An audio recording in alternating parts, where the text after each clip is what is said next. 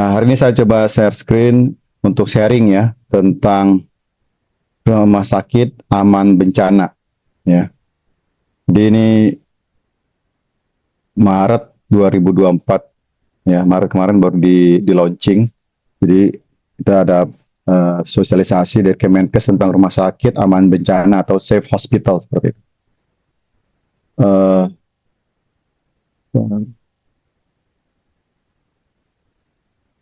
untuk mengenal lebih lanjut untuk data riwayat hidup saya Wahyu Darim Saputra, lahir di Jakarta.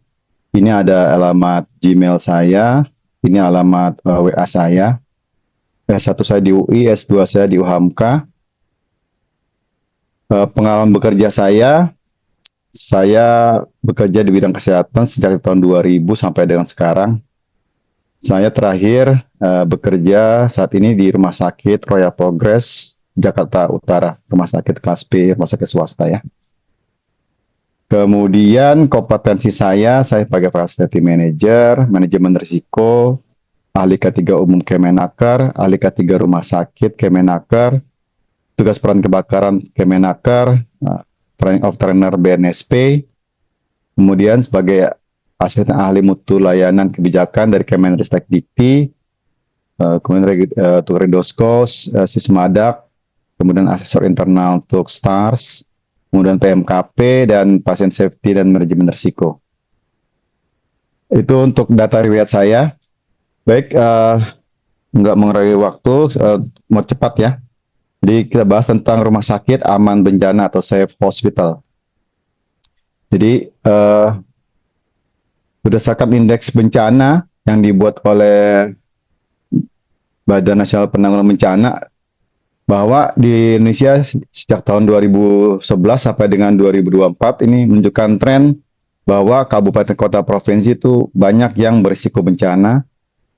Dan dari data center dari CRED ya, bahwa setiap tahun Indonesia mencapai sekitar 10 besar ya, 10 besar di dunia sebagai negara yang paling sering terkena bencana alam. Dan selain itu Indonesia berapa kali ya mengalami angka kematian yang cukup tinggi ya, di antara tahun 2021 ya sampai dengan 2022. Nah, bencana dapat berdampak ya secara langsung maupun nggak langsung terhadap sebuah rumah sakit ya. Dampak langsung bencana itu misalnya bencana internal ya, bila rumah sakit terletak di area rawan bencana, baik potensi ancaman hazard seperti adanya kebakaran ya, kemudian adanya kebocoran gas, penyakit menular. Kemudian untuk bencana eksternal seperti daerah-daerah yang triase, kemudian pengatur bantuan, contoh kecelakaan misalnya masalah transportasi yang skala besar, konflik sosial, kerusuhan, bentrokan masyarakat ya di sekitar rumah sakit. Rumah sakit ya sebagai satu pilar penting untuk memperkuat ketahanan kesehatan, dia harus mempunyai peran ya, memberikan pelayanan kesehatan pada masyarakat, menjadi tempat rujukan, kemudian menyediakan data dan informasi kesehatan, termasuk kita melakukan surveillance, serta berkontribusi dalam kegiatan preventif maupun promotif. Untuk menjalankan peran tersebut, rumah sakit harus aman, ya, harus berfungsi dan dapat diakses, ya, pada situasi bencana. Itu yang disebut sebagai rumah sakit aman bencana atau safe hospital. Ya. Jadi rumah sakit harus aman, harus berfungsi, dapat diakses pada saat bencana. Menurut data dari World Research Report ya di tahun 2016, risiko bencana di Indonesia menempati urutan ke-36 ya dari 171 negara di dunia ya, dengan tingkat paparan bencana sekitar 19,36%, termasuk dalam kategori sangat tinggi nih ya. Kita bisa tahu dari 171 kita ada di ranking 36 ya. Berarti rumah sakit yang berada di seluruh Indonesia dalam risiko bencana yang cukup tinggi. Kemudian rumah sakit aman bencana merupakan mandat ya dari kebijakan regulasi secara nasional. Itu terdapat di Undang-Undang Kesehatan ya, Undang-Undang Nomor 17 tahun 2003 tentang kesehatan di pasal 189 di huruf O.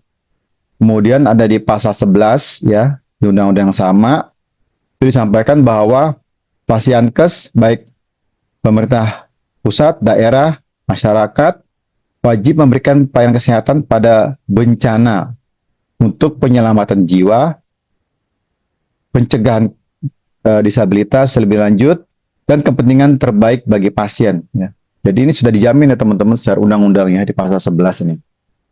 Kemudian itu ada turunannya di PP nomor 47 tahun 2021 ya, tentang penyelenggaraan bidang perumahsakitan, bahwa rumah sakit wajib memiliki sistem pencegahan kecelakaan dan penanggulangan bencana. Untuk tingkat risiko bencana di Indonesia dan ranking dunia tadi disebutkan, ini data yang terbaru di tahun 2022 dari IRBI ya. Ini cukup besar sekali ya kondisi kita. Artinya kita harus sadar ini ada peta sebarannya, ada yang merah, ada yang kuning ya. Dengan dilihat rumah sakit teman-teman ada di warna apa, seperti itu. Di ya Permenkes 75 tahun 2019 nyatakan bahwa salah satu upaya pencegahan ya, dan mitigasi pada praktisi kesehatan ya, dengan menerapkan program fasilitas pelayanan kesehatan aman bencana ya. Jadi di Permenkes 75 itu sudah dibunyikan dan dibunyikan kembali di dalam diakreditasi nih di Starkes ya. Starkes 1128 tahun 2022. Kemudian di latar belakang adalah bahwa rumah sakit harus mengimplementasikan rumah sakit aman bencana yang masih merupakan tantangan nih. Jadi ini tantangan untuk semua pihak, ya, termasuk dari tempat saya juga bekerja, dengan regulasi terbaru bahwa rumah sakit kita aman dari bencana. Ya. Di data pusat krisis ya di 2019 sampai 2003, sebanyak 43 rumah sakit mengalami kerusakan akibat bencana, di mana sekitar 12%-nya mengalami kerusakan berat hingga tidak berfungsi.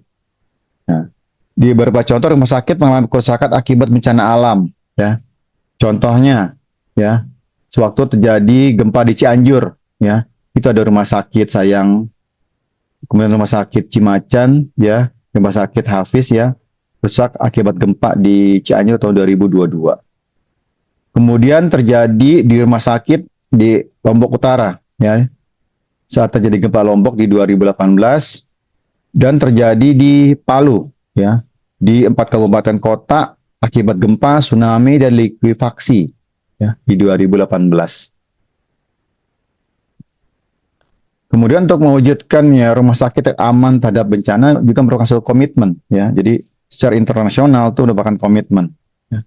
Ini tercantum dalam deklarasi Sendai di tahun 2015 ya yang diadopsi oleh PBB dan disepakati sebagai bahwa rumah sakit adalah rumah sakit dan Pasienkes harus aman, efektif, dan beroperasi selama dan sudah bencana ya untuk menyelamatkan nyawa dan memberikan pelayanan esensial. Kemudian di pertemuan ASEAN, di tingkat ASEAN ada ASEAN Leader Declaration tentang disaster health ya di November 2017 juga berkomitmen untuk mempromosikan serta mengimplementasikan program rumah sakit yang aman dan tangguh terhadap bencana. Jadi untuk upaya tersebut ya harus didukung dalam mitigasi struktural dan struktural di tempat Bapak Ibu semua bekerja dalam mengatasi mengurangi risiko bencana. Kemudian ini pembelajaran untuk kita semua dari lesson learn yang pernah terjadi bahwa waktu COVID ya kita tahu banyak hal yang semuanya serba mendadak, bingung ya karena memang kita tidak siap itu ya. Sebenarnya ada bahwa kita masih lemah ya secara nasional ya masih lemah ya kita belum siap yang testing, tracing, tracking seperti ya itu istilah-istilah yang mungkin kita sudah pelajari waktu di bangku kuliah tentang epidemiologi, tapi begitu implementasinya di waktu zaman COVID ya saat COVID ya kita masih tergagap-gagap. Kemudian kemampuan menangani kelonjakan kasus ya pada pelayanan kesehatan di masa pandemi ya. Bagaimana rumah sakit sampai di Selasar sampai ke halaman sampai kita buka tenda ya. Teman-teman masih ingat ya. 2-3 tahun yang lalu kita pasang tenda di depan parkiran ya, contoh parkiran disiapkan untuk keadaan pandemi. Kemudian kita mengalami juga sulitnya mobilisasi nih, sumber daya kesehatannya sangat sulit ya, kefarmasiannya, alat kesehatannya, tenaga kesehatan, laborat, dan pembiayaan. Semuanya kita belajar ya dari lesson learned dari kasus tersebut. Lalu apa yang harus kita lakukan? Nah, pertama adalah penguatan ya, penguatan sistem kesehatan di Indonesia. Kemudian transformasi sistem kesehatan terlibatan semuanya dalam bentuk pentahelix ya, baik dari pemerintah, masyarakat, dari pihak kampus, dari pihak pelaku usaha, ya dari mass media seperti itu. Ini saling berkolaborasi seperti itu ya. Dan pemerintah harus berkolaborasi dengan semuanya, ya. Ada sektor swastanya, akademisi, tokoh publik ya. Dan perlu ada penguatan atau penyempurnaan arahnya kebijakan di berbagai sektor.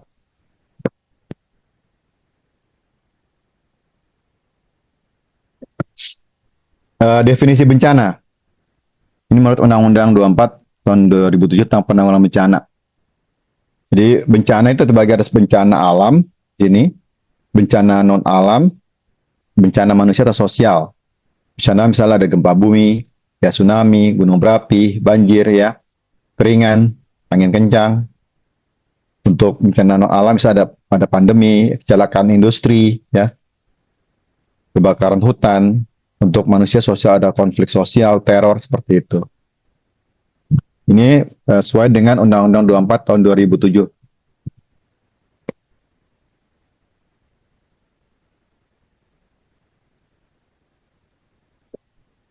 Kemudian di dalam Safe Hospital adalah rumah sakit harus aman bencana ya, merupakan fasilitas yang layanan tetap dapat diakses. Jadi ini kata kuncinya, harus tetap dapat diakses dan berfungsi pada kapasitas maksimum. Pada sebelum, selama, dan setelah situasinya. Ini menurut WHO standarnya. Kenapa sih seperti itu? Tujuannya rumah sakit tetap dapat berfungsi karena dia dibutuhkan ya untuk keberlanjutannya ya setelah keadaan darurat dan bencana. Kemudian melindungi tenaga kesehatan, pasien dan keluarganya juga.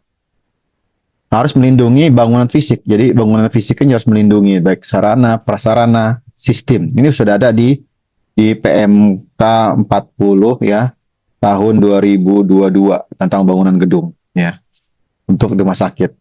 Rumah sakit juga harus membuat aman dan tahan terhadap risiko nih di masa depan, termasuk terhadap perubahan iklim ya. Kita tahu sekarang udah mulai panas yang tinggi ya, itu juga satu ancaman untuk lingkungan kita, terutama daerah mungkin di perkotaan ya, mungkin banyak yang panas yang tinggi atau pekerjaan di luar lapangan. Nah, standar rumah sakit aman bencana adalah identifikasi hazard ya. Jadi kita harus melakukan ya, identifikasi dulu nih, lihat dari historinya, lihat dari potensinya seperti itu. Kemudian lihat dari keamanan strukturalnya ya, lihat dari desainnya, struktur, konstruksi bangunan ya, bangunan tahan dan stabil. Jadi kita harus tahu ya, jadi teman-teman dari K3 harus bisa tanya ke orang buildingnya, atau ke manajemen building, atau ke bagian teknisi, ini gimana sih, ada nggak blueprint rumah sakit kita ya, teman-teman duduk bareng diskusi dengan mereka. Kemudian di poin ketiga, keamanan non strukturalnya nih. Jadi keamanan arsitekturnya kita harus tahu ya, jalur-jalur emergensinya, jalur evakuasi, ya, koridor yang aman. Ini bagian dari kita. Jadi kita harus mengarrange seperti ini. Kemudian akses ya terhadap keamanan infrastruktur ya, contohnya ada jendela, pintu, dinding, pagar, ya, lift ya, tangga ya, kemudian verifikasi itu air conditioner. Kemudian tentang sistem yang kritis ya, contohnya listrik, air, sampah medis ya, pemadam kebakaran.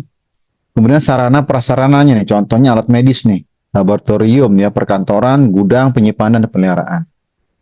Yang keempat adalah kita harus membuat adanya manajemen kedaruratan atau bencana. Kita dikenal dengan HDP ya, Hospital Disaster Plan. Itu ada komandonya ya, ada rencana kedaruratannya, ada manajemennya, sumber daya, logistik. pembiayaan, pelayanan pasien, evakuasi, dan dekontaminasi. Jadi peran rumah sakit dalam penanggulangan bencana dimulai dari saat pra bencana. Jadi sebelum bencana, teman-teman semua di bidang kesehatan harus membuat ini. Pertama, kita harus mengurangi ancaman bahaya. Ya, kita harus tahu sistem pencegahannya apa, kecelakaan, ya, penanggulangan bencana, menerapkan standar K3, ya. Kemudian melakukan health bridge of peace, ya. Kemudian mengurangi kerentanan nih, ya, memperkuat struktur, non struktur, ya, perbaikan kondisi lingkungan, ya. Kemudian meningkatkan kesehatan, penyiapan anggaran yang memadai, meningkatkan kapasitas, termasuk membentuk sistem komando, yang membentuk tenaga cadangan kesehatan di rumah sakit, menyusun SPO, ya, untuk situasi darurat dan bencana, kemudian penanggulangan bencana di rumah sakit, ya, hospital disaster plan, ya, penyiapan sarprasnya apa, pelatihan, gladi, ya, pembiayaan. Kemudian pada saat bencana, ini harus dilakukan, ya, dari poin A sampai dengan poin I, ya, penilaian cepat, ya, rapid health assessment, ya. Kemudian adanya penerapan kondisi darurat, ada aktivitas sistem komando, ya, diaktifasi, yang tadi bisa dibuat di sini diaktifasi pada saat bencana, siap menerima pasien yang mudah diakses, ya, tetap aman, berfungsi dalam kapasitas maksimum, dan siap dimobilisasi ke lokasi bencana, kemudian menyediakan layanan kesehatan yang esensial, implementasi manajemen korban massal, pencegahan dan pengendalian infeksi, dan rujukan ataupun evakuasi medis. Yang bagian ketiga adalah pasca bencana, ya. Ada poinnya sampai dengan F, ya. Pertama, pengkajian kebutuhan pasca bencana. Kemudian terlibat dalam penyusunan pelaksanaan, kemudian memperbaiki, membangun kembali prasarana dan sarana, ya. Kemudian meningkatkan fungsi pelayanan, kemudian melakukan pemantauan dan pengawasan dan pembelajaran. Nah, terakhir pembelajaran, kita evaluasi lagi, ya. Apa sih yang sudah dibuat di sini, ternyata oh di sini masih kurang, ya. Di posisi di sini, ya, ini implementasinya, oh ternyata oh nggak sesuai, ya, diperbaiki lagi SPO-nya, pelayanannya, mungkin wah alurnya lagi seperti atau jalur komunikasi dirubah, silakan, ya. Ini yang harus disiapkan dalam peran rumah sakit dalam penanggulangan bencana. Yang pertama adanya safe hospital, jadi rumah sakit yang aman. Jadi, nah kita harus lihat ya rumah sakit teman-teman semua gimana keadaannya, ya. Kemudian indikator rumah sakit yang aman itu seperti apa? Jadi situasi bencana, ya, di Indonesia, ya, di 2024, jadi ini memiliki bencana sebagai berbagai jenis di Indonesia, baik non alam, ya, termasuk bencana sosial, ya. Ini perlu disiapkan. Situasi pandemi, ya, kita mengalami pernah di 2019, ya. Terus terjadi lonjakan kasus, ya, kita pernah mengalaminya juga, ya, lonjakan kasus tiba-tiba ada jenis varian tertentu naik lagi, ya. Kita pernah mengalami kebutuhan oksigen, ya, teman-teman tahu oksigen dulu langka, ya, sampai ada perlakuan khusus untuk itu. Nah ini juga, ya. Jadinya ternyata dulu kita nggak berpikir oksigen aman-aman, begitu kasus ternyata oksigen jadi barang langka dan lebih mahal dari emas, seperti itu. Kemudian kita melakukan save nih, ini kalau disingkat inisial, ya, save, ya, save untuk SDM, artinya SDM yang bekerja di sana, ya, yang terlibat nih, sumber daya cukup, ya, save untuk SDM-nya. A-nya adalah save untuk alat.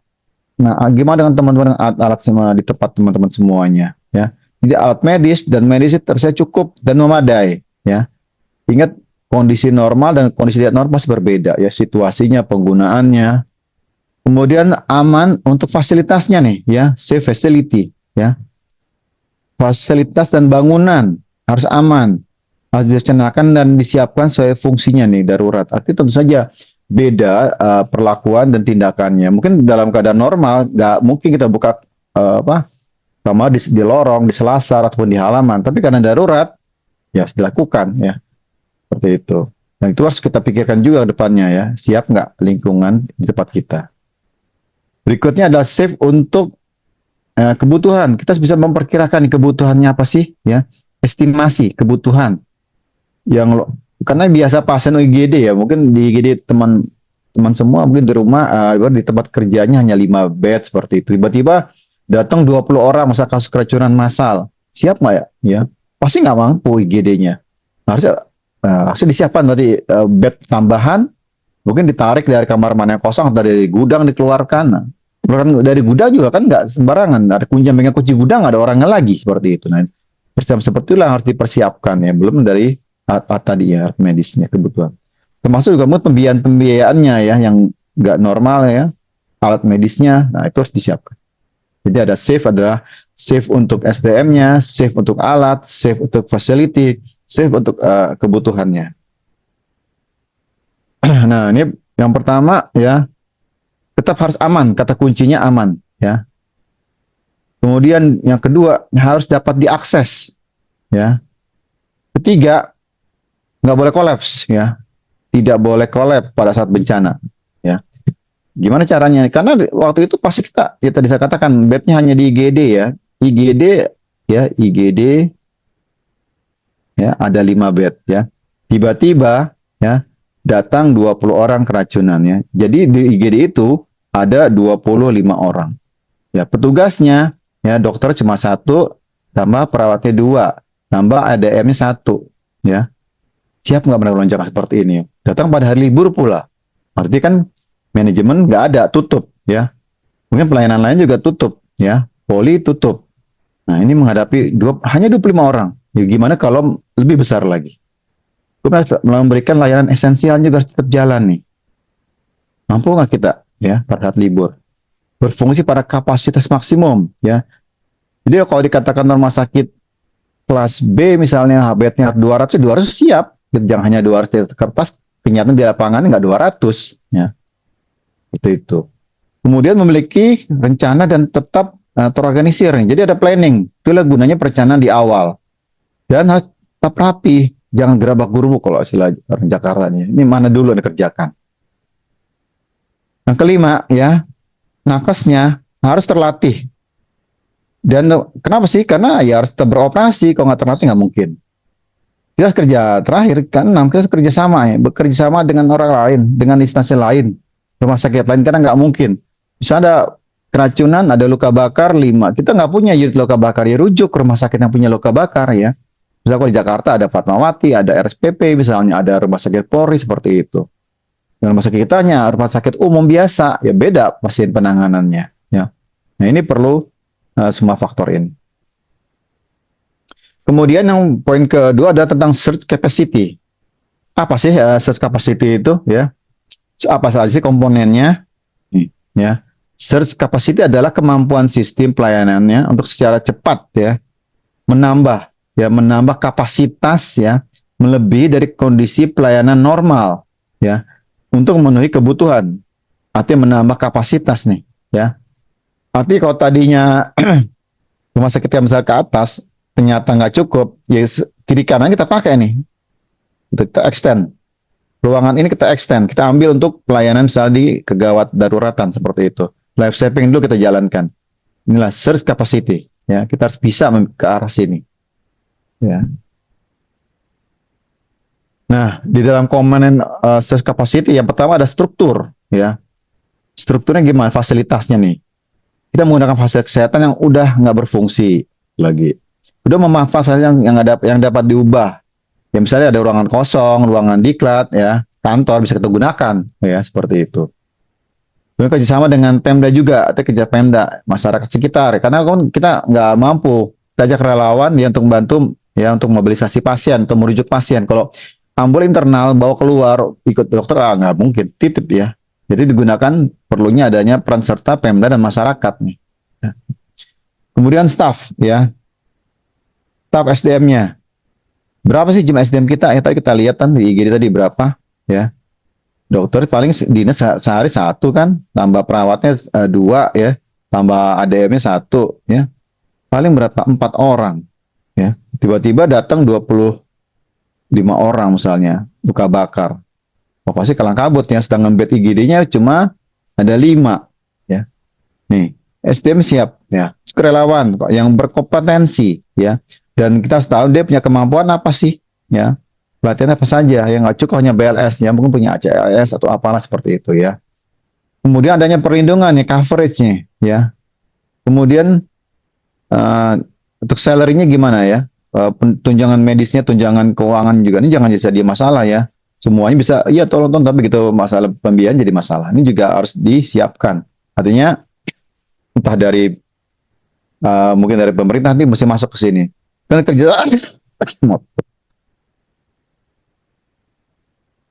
kerjasama dengan sekolah ya. Kalau dia ada peserta didik, ya bisa diberdayakan di sini ya, seperti itu. Kemudian sistem, ya, ada sistem organisasi terstruktur. Adanya pedoman ya, adanya prosedur, ada sistem komunikasi, adanya data dan informasi dan pendanaan. Jadi harus siap nih, secara internal. Untuk staffnya adalah staffnya adalah untuk perawatan obat. Ada APD. Ingat ya, pasien 5 tiba-tiba datang 25, APD cukup nggak? Ya, seperti itu. Obat-obatannya ada nggak nih? Jangan-jangan di farmasi nggak cukup, kita cepat ngebuka gudang farmasi. Jangan saatnya hari libur. Ya, kunci ya pegang siapa? Kan waduh. Ini jadi masalah juga. Ventilator bagaimana, tempat tidur gimana, ruangannya, isolasi, alat medisnya, sampah medis pasti banyak, pengolahan limbahnya pasti banyak karena mendadak. Nah, ini harus kita siapkan. Oke, ini dari jadi tentang respon kebijakan ya. Ini ada tiga S ya. Pertama adalah mobilisasi staf ya sini untuk masa melakukan diagnosa dan merawat pasiennya. Kedua ya S kedua adalah supply. Jadi staf, dua supply. Alat yang diperlukan untuk mendiagnosa dengan aman. Nah, supply-nya gimana? Siap nggak di sini? Ketiga lah space ya. Untuk mengisolasi kasus, nah dipersiapkan nih ruangan-ruangan tertentu yang harus disiapkan ya. Pasien tadi meludak ya. Mungkin nggak ruangan, orangnya penuh juga karena bor lagi tinggi sekarang nih, ya udah. Ruangan mana yang bisa dipakai? Ya, kan nggak mungkin orang nunggu di IGD ya 25 orang, bed hanya 5. Berarti ada, kalau seperti itu ada 20 orang yang nggak tertangani kan. Nah, harus dicek lagi di kesiapannya.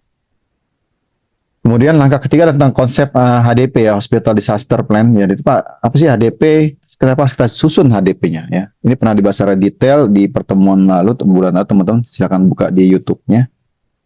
Jadi Hospital Disaster Plan adalah ya serangkaian proses ya SPO yang disiapkan untuk sebelum terjadi. Jadi ini ya namanya plan ya sebelum kejadian kita harus kita melakukan suatu perencanaan. Apa sih kemungkinan bisa terjadi lingkungan kita bila bencana terjadi seperti itu. Kemudian di HDP juga ya ada timnya di sini ya yang melaksanakan prosedur ya, ada SPO-nya, kemudian ada timnya. Timnya ini adalah beragam. Kemudian ada waktu nih gimana berapa lama nih prosedur dilaksanakannya ya. Waktu prosedurnya, bagaimana dengan tempat dan fasilitasnya nih, di mana saja, apa yang kebutuhan agar prosedur disusun dapat dilaksanakan. Terus apakah prosedur dievaluasi nih? Nah ini kita harus review nih setelah selesai kegiatan, dievaluasi prosedurnya. Kalau berjalan oke. Nanti kalau nggak sesuai ya disesuaikan kembali. Oh kemarin nggak cocok di sini karena nggak bisa kejadian seperti. Atau jangan-jangan ada kasus khusus yang harus dibikin SPO baru seperti itu.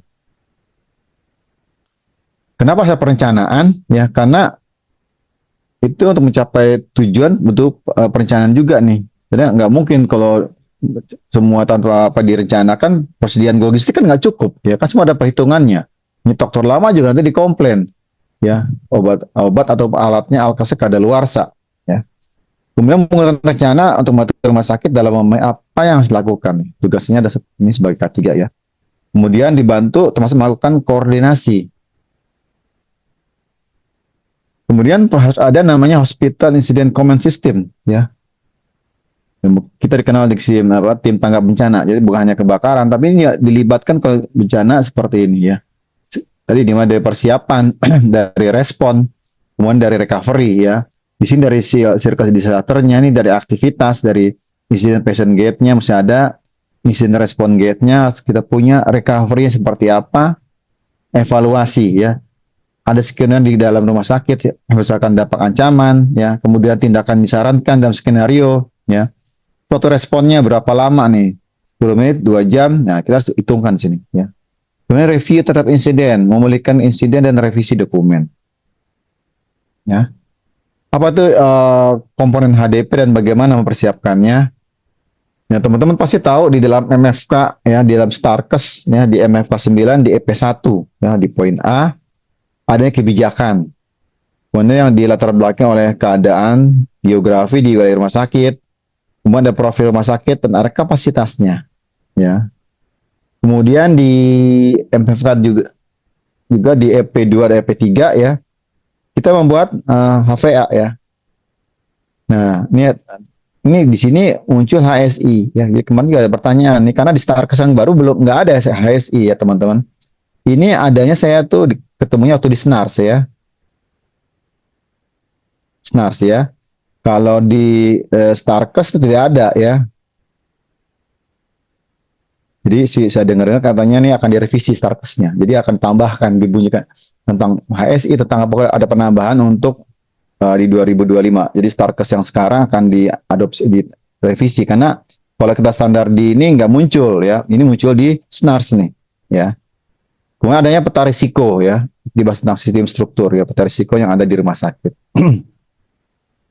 Kemudian di sini juga dibahas tentang pengorganisasian ya, adanya tupoksi, ada kartu tugas. Jadi siapa mengajarkan apa di mana kartunya, jadi orang nggak bingung ya. Ya. Ini kita implementasikan di MFK 9 teman-teman ya. Kemudian di MFK 9 juga di AH di EP186 tentang protapnya. SOP-nya ada nggak ya disiapkan. Kemudian dicek tentang facility ya, struktur facility di sini ya, siap nggak ya. Kemudian tentang formnya ya, catatan-catatan tentang sistem ya. Kemudian masih di MFK 9 itu ada di poin A ada kebijakan ya. Tadi di situ ada kebijakan ya, ada latar belakang, geografi, profil ya. Jadi kebijakannya nanti dikeluarkan oleh direktur dan ada SK ataupun dia merujuk kepada SK Bupati Gubernur seperti itu ya kok. Silakan teman buka ya, tentang pasti ada di tiap provinsi, kabupaten, kota tentang penanggulangan bencana ya. Jadi kita bisa merujuk ke sana. Jadi kita susun HDP-nya, ada dasar hukumnya, tujuan, sasaran, wilayah. Hitung juga jumlah dokter kita yang siap, perawat, tempat tidur ya, yang tadi di list seperti itu. Nah, ini yang teman-teman sudah belajar ya tentang HRDC, kemudian tentang manajemen risiko. Jadi kita bisa buat risikonya ada di mana sih? Ya, di gambar ini ada kan? Ya. Oh, ada di sini, atau di sini seperti itu, ya. Kita buat ini kan dari daftar dari risk register yang kita punya di tiap masing-masing rumah sakit, ya. Jadi kita pakai HVA dan HSI ya. Dan nanti ada peta risiko ya. Tujuan apa sih kita mengetahui ya hazard dan yang spesifiknya. Hazard secara umum dan secara spesifik ya. Mengetahui kemampuan rumah sakit kalau bencana seperti apa. Dan skenario nih pakai IPG atau ERG-nya ya. Ini tadi ada peta wilayah ya. Peta rumah sakit ya, kita nanti bermain peta ya. Ini ada peta risiko, ruangan-ruangan mana, lantai mana yang berisiko, dan ada peta respon. Responnya ada di mana. Kemudian di MFK 9 di poin B dan C ya, harus ada organisasi, ada tupoksi, ada kartu tugasnya. Ini ada strukturnya, tinggal buat, pasti ada teman-teman semua kan udah terakreditasi dan sudah paripurna. Tupoksinya tinggal dilihat lagi, udah lengkap belum? Nah ini kartu tugas nih, saya nggak tahu udah ada nggak, ini barang baru ya, kemarin dimunculkan tentang job division sheet. Jadi, nah ini kerjaannya apa, ngapain, dia prepare, nah ini ada kartunya. Mungkin ini di akhir depan mungkin 2025 akan dimintakan ya, karena kalau itu belum muncul ya kartu tugas. Jadi pelatihan ini sudah muncul. Kemudian dari MFK B dan H ya tentang SOP staff ya. Jadi menyiapkan prosedur respon ya yang nggak ada pada kita. Jadi ini kan kegiatannya jarang. Ya mungkin agak di luar kebiasaan, misalnya ada kasus.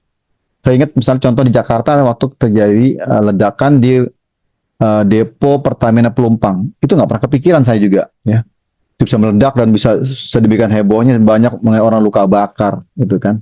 Kebetulan tempat saya di Jakarta Utara bekerja dan itu dekat lingkungan seperti itu, nggak kepikiran gitu kan. Wah, nah ini ternyata bisa seperti kejadian. Atau kemarin ya waktu kejadian di Bogor ya, dekat gudang amunisi meledak ya, alhamdulillah nggak ada korban, tapi nah pembelajaran situ artinya itu pun bisa jadi tempat-tempat yang berisiko ya. Kalau tempat saya itu dekat dengan Jakarta Inter Stadium, sepak bola ya, bisa dipikirkan berarti saya ke arah sana. Saya dekat juga dengan jalan tol dan lalu umum ya, seperti itu. Ini contoh fasilitas ya, ada pos komandonya, ada di ruang triasenya, ada kan ada alur kan, ada warna merah, kuning, hijau, ya hitam seperti itu. Lalu siapa nih yang menangani media? Ya, titik kumpul gimana? Siap nggak? Jalur evakuasi kita siap? Nah, fasilitasnya. Ini tentang sistemnya di MFA 9 di AHA ya, ada formnya nih.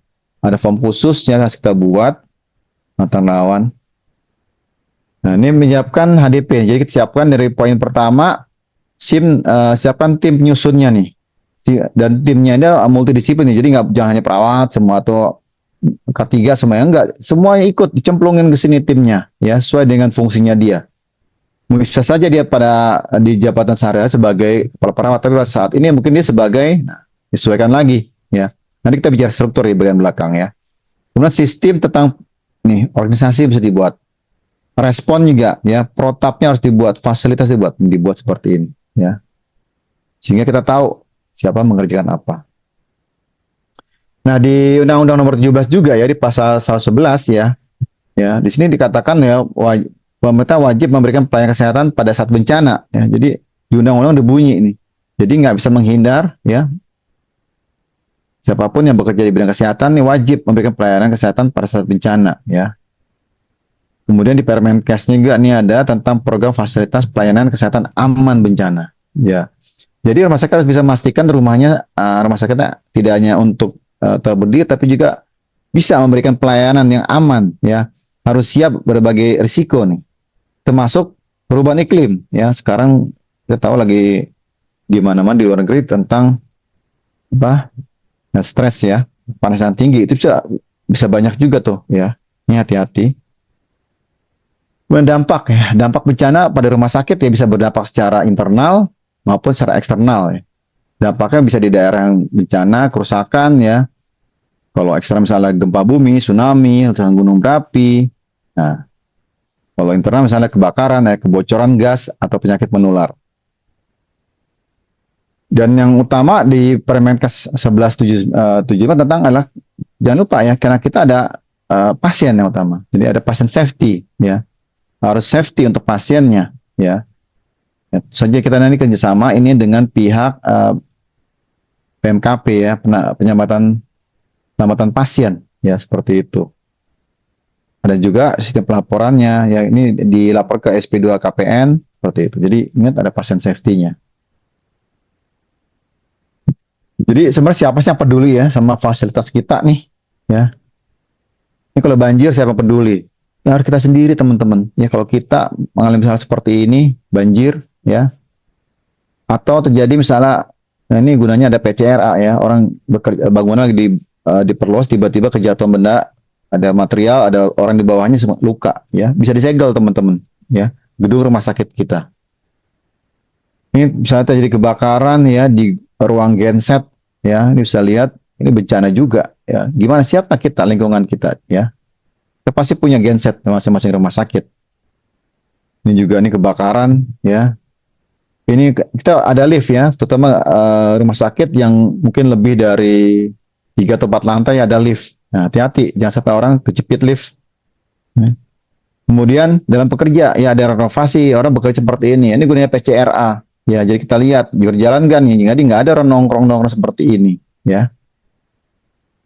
Kemudian roboh, ya, rumah sakit roboh, ya, hati kembali ke pemantauan kita, monitoring. Dan jangan lupa, itu ada sampah medis, ya, jangan sampai sampah medis sampai ke penuh-penuh seperti ini, sampai bludak-bludak ya naruh sampai, ya, ini kan melebihi standar kan. Minimal kalau nggak punya pendingin ya 2 kali 24 jam harus dikosongkan loh. Ya ini pasti lebih dari 2 hari nih sampai keluar seperti ini ya.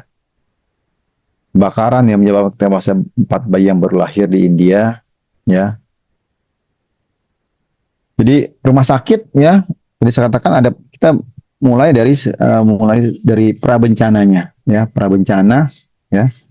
Ini prabencana, saat bencana, pasca bencana ya. Apa yang kita lakukan saat bencana ini ya, meningkatkan ya. Kalau kita sekarang kondisinya di sini, di pra bencana ya, kita di sini, kita dibantu sama HVR dan HSI ya, kita lakukan manajemen risiko, ada hazardnya dengan risk register, jadi kita bisa lakukan perencanaan. Pada saat bencana ini diimplementasikan semua dari sini. Pasca kita evaluasi ya, sesuai nggak sih, bener nggak kita buat ya. Jadi kadang-kadang kopas dari tempat lain sampai cemplungin ganti logo sama nama ya. Ternyata nggak cocok ya. Nah ini ya kalau kita banding-bandingkan ya antara standar MFK dengan standar dari K3 rumah sakit nih ya. Jadi di mana sih contohnya nih ada kepemimpinan dan perencanaan ada di MFK kan. Oke. Kemudian ada keselamatan dibahas di adanya keamanan, adanya pengelolaan B3 ya. Sistem proteksi kebakaran, alat medis, sistem utilitas, penanganan darurat bencana, konstruksi, renovasi dan ya mobilisasi, 10 pelatihan. Ini di standarnya MFK ya di dalam Starkes ya. Starkes ya 2022. Ya. Sedangkan di kategori rumah sakit ada kita harus membuat ada manajemen risiko ya keselamatan keamanan. Nah, mirip dengan nomor 2 dengan nomor 3 ya. Pelayanan kesehatan kerja. B3 ini mirip dengan nomor 4 juga ya. Pencegahan penanganan kebakaran ya sama dengan di nomor 5 juga. Kemudian pengelolaan sarana prasarana ya sama dengan di sini alat medis ya. Pengelolaan alat medis dari aspek keselamatan ada di sini juga. Kemudian 8 kesiapan menghadapi bencana ya. Sama. Artinya banyak yang kalau kita mengerjakan satu di sini pasti dipakai di sini juga sama aja ya. Ini adalah tujuan apa saja menjamin ya dan melindungi keselamatan sampai rumah sakit, pasien dan pengunjung. Ini kita masuk ke detail lagi di MFK 1 dan 3 ya. Jadi ada patuhan keperizinan ya, perencanaan rumah sakit, penanggung jawab program. Oke, ada sumber daya, ada tim atau komite ya. K3 di rumah sakit ya. Jadi rumah sakit menetapkan regulasi tentang MFK. Rumah sakit telah melengkapi izin-izin nih dan sertifikasi. Jangan lupa semua izin itu ada sertifikasi ulang. Timnya memenuhi perencanaan anggaran. Jadi anggaran jangan dipelit-pelitin, jangan susah. Orang mau refill apar susah gitu ya. Kalau kebakaran kan nggak bisa diprediksi ya. Nih, di sini harus ada nih penanggung jawab MFK. Ini penanggung jawab yang ditunjuk ya. Terserah yang penting dia punya kemampuan, dia ada persyaratan bisa dilihat di sana di MFK ya. Ada pengawasan ya. Jangan lupa kalau teman-teman punya penyewa lahan, punya tenan, ya punya misalnya minimarket di situ banyak ada ATM penyewa, ada warung kopi, itu harus ada ya, dan diundang ya. Di MFK 3 tentang keselamatan ya, rumah sakit menerapkan proses pengelolaan keselamatan rumah sakit ya, integrasikan programnya, buat kajian risiko nih. Kita ada risk register sudah ada semua, nggak diupdate. Fasilitas sudah aman nggak nih? Upaya pencegahannya ada. Di-maintain nggak ya di pemeliharaannya tentang fasilitas yang ada di sini. Untuk keamanannya juga ya, lingkungan ini tentang keamanannya ya, lingkungan yang aman ya, pemantauan secara berkala ya, perlindungan terhadap kekerasan ya. Kemudian di MFK 5-nya tentang B3 ya, perlindungan limbah B3 ya, inventarisir ya, penggunaan APD, pelatihan, pengadaan pembelian untuk bahan B3, lisensi, izin ya, rambu-rambu B3 ya, investigasi pelaporan B3 ya. Nah ini di MFK 6 dibahas juga tentang proteksi kebakaran ya. Jadi masa memastikan semua staf memahami proses proteksi kebakaran. Alat pemadam ya berfungsi dan aktif ya. Nah ini risikonya kita tahu ya. Ada kajian risiko yang dilihat kondisi fisiknya. Benar nggak nih pengajian risikonya? Larangan merokok pasti ada ya. Suruh area rumah sakit evaluasi dilihat secara berkala. Di MFK 7 tentang alat medis dan MFK 8 tentang sistem utilitas ya. Tadi kan dibahas juga alat medisnya, siap nggak nih? Dengan jumlah pasien yang banyak ya, dengan jumlah kita cukup nggak? Risiko alat medisnya ya dilihat secara aktif. Bukti perbaikannya, penerapan kalau ada barang-barang yang recall alat medisnya. Sistem utilitas ya, kita lihat nih jadwal uji berkalanya nih. Prosesnya ada nggak perlu ini label-label tua seperti ini, semua ada di dalam register ya. Nah di MFK 9 tuh ya ada dibahas di sini tentang disaster plan, adanya simulasi, adanya evaluasi ya. Jadi rumah sakit menerapkan proses pengelolaan bencana ya. Ini memang masih bunyinya HVA ya teman-teman ya, Hazard Vulnerable Analysis ya.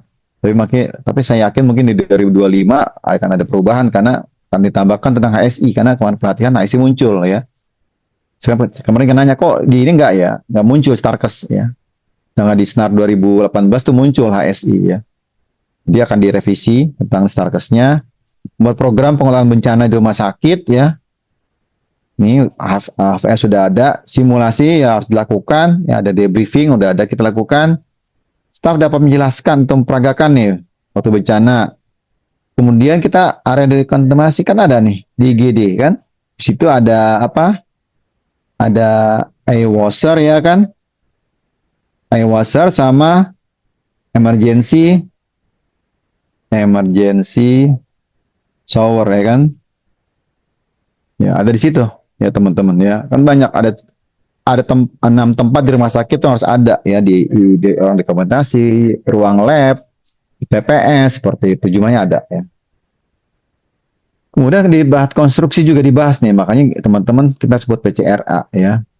Ada kalau saudara, ada PPI utilitas, ya, ada gimana kalau getaran, kebisingan, bahan limbah berbahaya, tentang keamanan, bahaya-bahaya lainnya.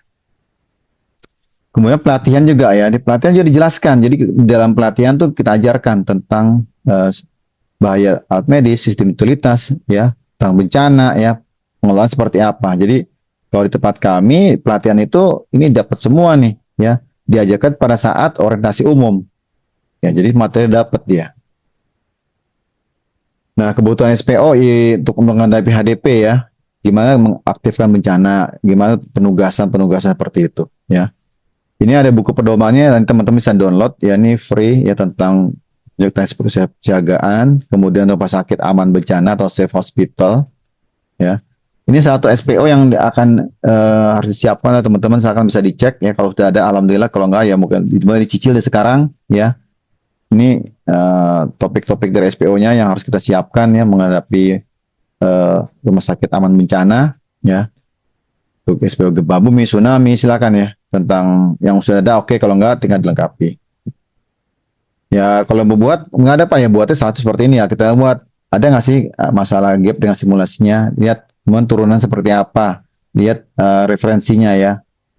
Gampang kok ya teman-teman, pasti sudah ada, tinggal dilengkapi aja kelengkapannya ya. Ini contoh untuk proses identifikasi nih, tentang SPO-nya nih. Masih sesuai nggak nih, lihat komando strukturnya ngapain ya, analisanya. Ya, safety officer ngapain misalnya ya, seperti itu. Nah, ini logistik. Ya, kenapa logistik penting? Karena nggak mau kita bergerak tanpa logistik. Ya, gampang deh. Nggak mungkin kan pekerja itu kerja dalam keadaan lapar gitu kan, mesti makan. Nah, ada nggak makanan saat bencana? Disiapkan nggak bencana untuk makanannya misalnya ya? Belum lagi misalnya persediaan barang gitu, ada siap nggak kita ya? Jadi ada perencanaan nih. Jadi logistik nih diajak ya. Mesti pengadaannya ada nggak nih? Pengadaan disesuaikan kebutuhan. Penyimpanannya di mana nih? Yang ada di gudang tapi gudang dikunci. Kunci di mana, dibawa pulang? Jebol aja itu kalau begitu ya. Nah, kita butuh ya. Catat, jangan lupa kita catat setiap perkembangan ya. Jadi kita melakukan mitigasi, administrasi dilihat, esensial seperti apa, ya, mencegah dan meminimalkan bantuan nggak sesuai. Jadi kita butuhnya apa itu, seperti itu ya. Ini satu tahapan ya dari persiapan ya, ini untuk circle seperti itu ya. Persiapan, operational plan ya, dari register supply, aktivasi, ya, monitoring, ya, rehabilitasi ya, termasuk juga tentang sistem organisasi SDM berkompeten ya. Jadi dia berputar sebagai lingkaran. Contohnya yang bisa aplikasi ya, dari ini diambil dari Hospital Safety Evaluation Form ya, tentang apa sih yang disiapkan dalam HIS ya, Hospital Safety Index ya. Ada SPO-nya, tinggal teman-teman diterjemahkan saja ke dalam bahasa Indonesia ya, tapi disesuaikan dengan keadaannya. Ini untuk perencanaan logistik untuk medisnya ya. Apa saja yang dibutuhkan nih, ada checklistnya, tinggal dicentang-centang seperti itu, dibuatkan ya, tinggal translate seperti itu. SOP juga termasuk medical gasnya seperti apa ya, ini contohnya. Kemudian pemetaan ya, ini pemetaan logistik finance-nya. Kalau nggak ada, beli di mana nih? Ya beli ke apotek ya. Apotek uangnya di mana? Kasbon kah? Apakah? Jadi bisa ada kebijakan khusus nih. Kan kadang-kadang orang keuangan nggak ada sampai malam, kejadian malam ya, tiba-tiba pasien banyak, obat habis. Kita mau mesti beli keluar, tapi uang nggak ada. Pakai uang siapa? Karena disiapkan di sini ya. Kemudian fasilitas, gimana dengan fasilitas ini? Mesti ada pos komandonya. Siapa yang bagian humasnya nih? Bagian gizi siap nggak ya? Gudang logistik bencana, kemudian ruang petugas bencana ada nggak nih? Staging areanya nih, discharge areanya ada nggak? Di bangsa cadangan siap nggak? Ya, yang dipikirkan adalah untuk fasiliti ada tempat triasenya di mana? Ruang tindakan dan kamar operasi, ya. Ada gensetnya, listrik, suplai air bersih. Ingat, air bersih juga penting. Nggak ada air nggak bisa. Gas medis apalagi ya. SSD siap nggak ya, penyimpanan bahan bakarnya ya, limbahnya tadi, sampahnya kan banyak ya. Satu bentuk penetapan fungsinya, jadi dia misalnya tugas sedang bencana pos komando, sehari-harinya di ruangannya seperti apa, ya medianya di mana. Jadi kita tahu ruangan, tinggal dimodifikasi sebentar ya itu berubah fungsi seperti itu ya. Periasenya ya ada yang merah, ada yang kuning, ada yang hijau, ada yang hitam disiapkan. Ya, titik kumpul di mana ya seperti itu. Di ruang ranap ya yang sehari misalnya nggak digunakan karena pasiennya nggak banyak ya, jadi boleh dipakai nih berubah fungsi karena memang uh, keadaan darurat seperti itu ya.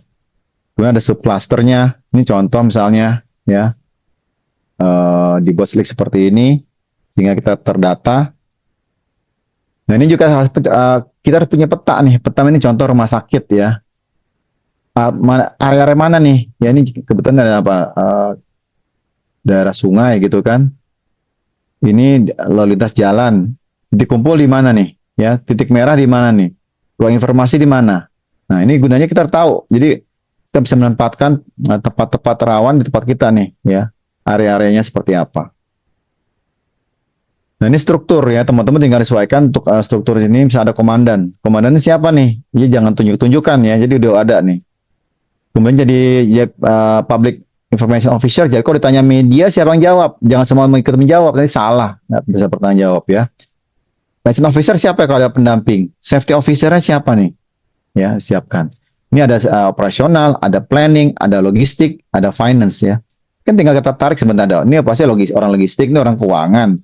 Planning bisa kita masuk. Operasional bisa dari apa pelayanan medis misalnya seperti itu. Safety officer bisa K3, bisa dari building management. Nah, ini kalau penasihat medis bisa dari komite medis seperti itu. Ya, jadi bisa masukkan seperti itu ya sehingga jelas. Contohnya di rumah sakit Andi Makassau ya, misal tempat-tempat nih yang internal di mana, perubahannya, tentukan nih tempat-tempat di mana titik-titiknya nih kalau kita mau extend sebenarnya ya. Ini misalnya ruangan kompilasi laporan di mana seperti itu ya, ada dirubah karena bencana dia jadi ruang komando untuk pengaturan ya. Kemudian ada titik lokasi untuk laporan di mana EMT laporan ya untuk emergency medical team kumpul di mana EMT-nya. Laporan harian seperti apa ya, ini tujuan-tujuannya. Jadi kita tahu ya. Kemudian standarnya nanti ada pelapor tingkat kabupaten kota nih, nanti tinggal lapor ya ke dinas lah. Kalau gampang ke dinas sangat lapor ke atas ya. Kalau minimal ke Sudin kota seperti itu. Dia ada laporannya nih, rekam medis misalnya gimana nih, ada nggak, kan nggak mungkin ya, walaupun sekarang elektronik dalam keadaan emergency pasti pakai kertas ya, siap nggak, masih ada nggak stok untuk kertas seperti itu rekam medisnya ya, kan nggak mungkin orang lagi cengap-cengap orang bawa laptop nanya lama ya, kertas disiapkan pasti. Ini contohnya ada korban massal di rumah sakit ya, ini akan sangat bertumpuk ya, hampir semua masuk ke ruang IGD, ini harus diatur ya. Jadi perlu juga tanda-tanda pakai simbol seperti itu, mungkin ada rompi khusus atau apa, jadi harus kita siapkan ya. Dan kalau terjadi bencana juga beda-beda nih ya. Ada yang sifatnya slow, ada yang sifatnya sudden onset nih. Ya, bisa nggak kalau bisa diberikan oke masih slow. Ada pre-deployment nggak nih? Kalau yang tiba-tiba, nah ini harus disiapkan nih ya. Kalau terjadi disaster, nature disaster ya. Ini alurnya ya, satu contoh nanti teman-teman bisa direplikasi. Masuk kemana alurnya ya, sumber dayanya. Ini kalau ini dari Permenkes 75 ya, untuk formulir registrasi relawan ya, silakan diambil. Ini untuk tanda ini bisa ID juga nih, MT-nya siapa ya, bisa jelas kita nih ya. Ini harus disiapkan. Dan ini kembali ke DNA, kita tahu titik kumpulnya di mana nih. Misalnya IGD dokternya ada berapa nih, existing 2. Karena penuh, harus tambah lagi nih, 2 dokter tambah tenaga EMT-nya. Standby berapa? Perawat. Existing ada 4. Karena keadaan darurat kita butuh 10 ya. Dari mana kita tarik ya? Pos PIC-nya dari 2 menjadi 10. Kemudian ada mahasiswa magang misalnya di situ. Saya didik masukin ya. Gizi, gudang aja. Gudang dari 1 APT-nya ya kita butuh karena butuh peracikan. Siapa yang bisa disiapkan ya? Bagian gizi ya. Nutrisi cuma 2 ya, itu ditambah ya, bangsal juga sama seperti itu ya. Nah ini ya, kita siapkan titik-titiknya di mana, logistiknya ya, relawannya ya, perawatnya. Ini ada peta respon rumah sakitnya nih, jadi kita harus tahu ini gambar itu untuk memudahkan gimana, kemana, siapa, mengapa. Nah, ini yang disebut dengan soal Hospitality Index ya, ini secara general aja dia membantu untuk manajemen memastikan nih, kesiapan rumah sakit menghadapi bencana ya. Ini dinilai sejauh mana nih kesiapan kita ya, bencana internal rumah sakit ya, secara kebakaran, ada gempa, banjir, longsor seperti itu. Jadi tools ini ya bersih ada 150 item. Nanti di bagian akhir ada teman-teman apa tinggal diambil linknya aja ya, ini free. Kemudian mempengaruhi hazard, efektifnya, strukturnya seperti apa, non struktur seperti apa, dia ada modul-modulnya. Ini siapa sih yang mengerjakan Hospital Safety Index? Ya komite. Jadi semua bergabung ya. Jadi ada komite darurat nih di rumah sakit yang berlaku di rumah sakit, ada penanggung jawabnya ya. Semuanya dia komandonya dikoordinasi oleh K3 untuk mengintegrasikan ya. Kalau di tempat saya seperti itu ya. Tapi ada SK-nya dan kita lapor ke direktur utama ya. Jadi semuanya di bawah kendali seperti itu. Gimana kalau malam ya, itu kembali ke dalam SPO-nya, apakah dokter jaga IGD yang berdinas atau mungkin ada petugas khusus ya, harus disiapkan ada di dalam regulasi di internal rumah sakit. Kenapa seperti itu, kan tujuannya kita harus mengamankan ya, kemudian ada seperti ini ya, bangunan prasarananya ya, mewujudkan tempat yang aman, nyaman ya, kandalan juga, dan rumah sakit memenuhi standar ya. Karena kita ingat kita ada di yang Permenkes baru ini ya, tentang standar bangunan rumah sakit ya. Ini ada di PMK 40 ya 2022 ya, tentang bangunan prasarana ya. Ada di situ ya teman-teman. Jadi teman-teman bisa lihat ya. Ini dibahas sekilas. Ini fungsi bangunan ya. Fungsi bangunan rumah sakit ada karakternya, sumbernya. Ini keterbatasan pergerakan, ada identifikasi, ada pengaturan zonasi seperti itu ya. Dan ini ada pemberlakuannya ya untuk PMK 40 ini 2022 ini akan berlaku ya pada Desember 2025 ya. Dikasih waktu 3 tahun sejak ini diundangkan. Disilakan teman-teman untuk mengupgrade rumah sakitnya menyesuaikan dengan PMK yang terbaru. Contohnya ya, ruangan-ruangan toiletnya bukaannya keluar, nggak ada lagi bukan ke dalam. Koridor ini kondisi seperti ini, tempat parkir ya kondisinya seperti ini, ada loket difabel harus disiapkan, ada jalur pemandu, ada nggak nih jalur kuning di tempat teman-teman semua nih, ya siapkan ya. Ada rambu marka yang bisa terlihat, nah pintu juga ya bukaannya, ada tangga, lift atau ram ya. Ini tidak mudah kalau rumah sakit udah lama berdiri ya, ramnya karena pasti memakan tempat. Kemudian desain bangunannya ya, di atapnya, plafonnya harus aman ya. Kemudian dinding X-ray-nya ya, ada pelindungnya, timbalnya ya, untuk anak nih lingkungan seperti ini. Ya, ruang kedap suara untuk ruang genset misalnya, ruang operasi aman. Cara evakuasi juga ya, ini tangga kalau bangunan tinggi ya, ini ada akses sama exit discharge-nya ya, rencana evakuasi, titik kumpul, ada refugee area ya. Kalau tepat lebih dari 20 lantai itu per 16 lantai ada refugee area ya, kalau di DKI bunyikan. Nah, di sini ada juga kita di mana refugee areanya ya, teman-teman silakan putuskan dengan manajemennya ya.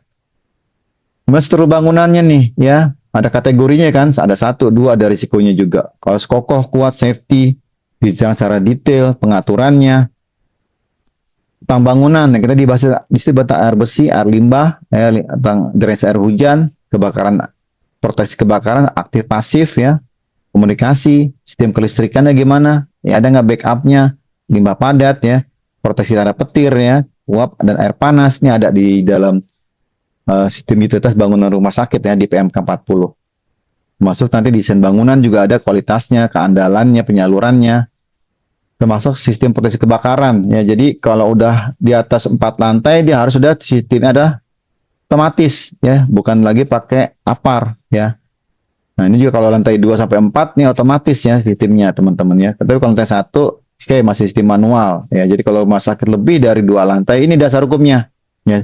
Kemarin nanya dasar hukum apa, perlu pakai sistem alarm otomatis, ini dasar hukumnya di Permenkes 40 ya, ada di bagian lampirannya. Termasuk juga tentang ada dimintanya APAR CO2 di ruang generator ya, APAR untuk kelas K ya di bagian gizi atau dapur ya. Dibelikan belum? Ini ada permintaannya di sini dasar hukumnya ya. Sistem proyek aktif kebakaran, titik pelepasan, tempat tahan api seperti itu ya. Termasuk transportasi, lift.